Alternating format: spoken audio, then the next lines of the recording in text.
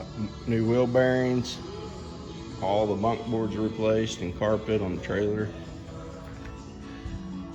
Got 2 Helix 10s at the dash. The Helix 9. And a Garmin Live Scope up front. And All-Trex 80-pound thrust trolling motor. I'd say we're ready to rock and roll, catch some crappie, or at least try. Gonna put a couple Garmin stickers and stuff up there, but too bad.